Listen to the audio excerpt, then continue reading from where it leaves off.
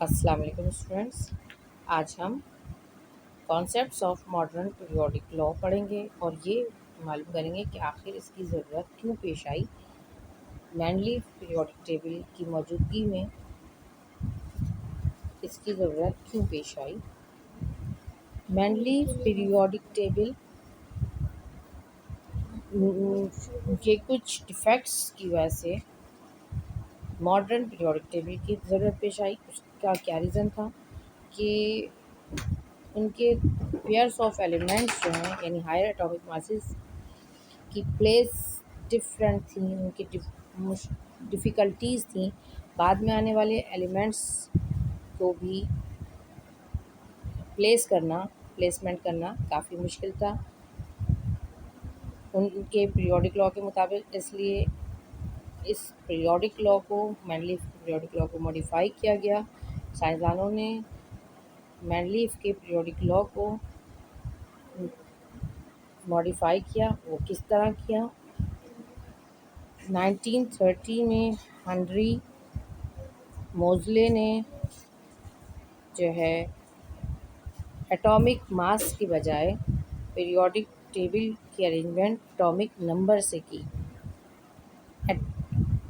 Modern periodic table की तरफ जाने से पहले हमें ये बात मालूम करना चाहिए कि क्या एटॉमिक नंबर रैंडमली असाइन किया जाता है किसी भी नंबर को? नहीं, ऐसा नहीं है, बल्कि एटॉमिक नंबर दरअसल नंबर ऑफ प्रोटॉन्स हैं जो present in the nucleus of the atom of an element.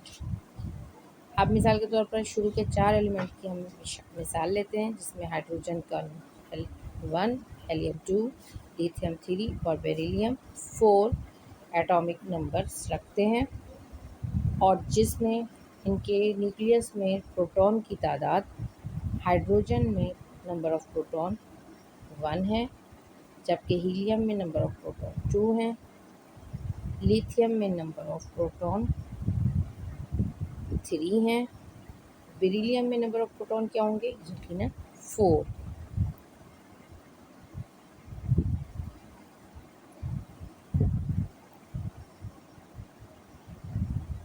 Characteristics of elements are based on the atomic number and not atomic masses. Henry ने जो अरेंजमेंट की उसमें उन्होंने कैरेक्टरिस्टिक्स ऑफ उसकी जो है एटॉमिक मासेस के बजाय एटॉमिक नंबर से की। और न्यू पीरियोडिक टेबल जो न्यू लॉ दिया वो ये था, properties of element are periodic function of atomic number.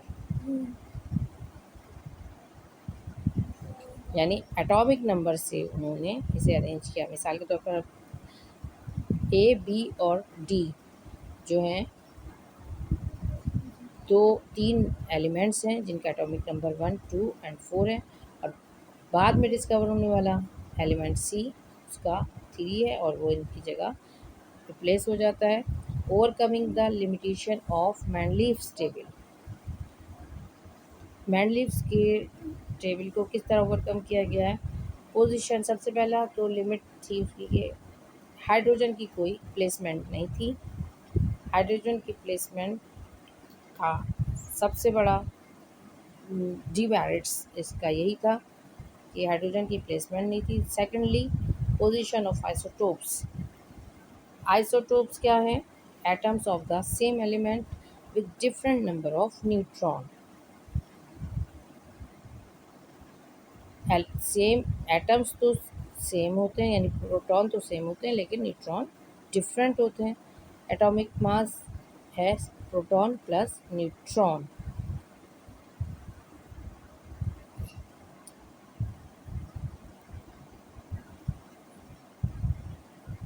Atomic masses की अकॉर्डिंगली जो है पीरियोडिक टेबल को अरेंज नहीं किया गया, बल्कि एटॉमिक नंबर यानी नंबर ऑफ प्रोटॉन के अकॉर्डिंगली न्यू या मॉडर्न पीरियोडिक टेबल तरतीब दिया गया, जिसमें बाद में आने वाले एलिमेंट्स की प्लेसमेंट पॉसिबल थी। जैसे मिसाल के तौर पर ये ए एक एलिमेंट है जिसका एटॉमिक नंबर 6 है।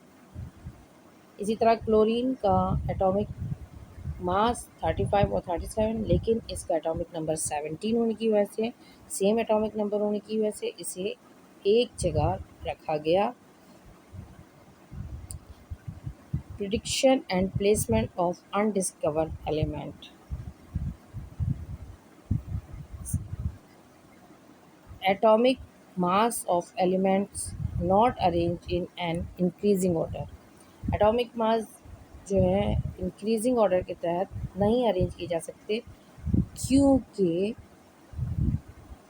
बाद में आने वाले कुछ एलिमेंट्स जो हैं उनकी प्लेसमेंट जो है सही नहीं हुई। जिस तरह ऑर्गन को पोटेशियम से पहले, कोबाल्ट को निकल से पहले रखा गया। इसी तरह अगर हम बात करते हैं एग्जाम्पल के तौर पर, E1 एक एलिमेंट है जिसका एटॉमिक मास 300 है, और E2 जिसका 297 एटॉमिक मास है।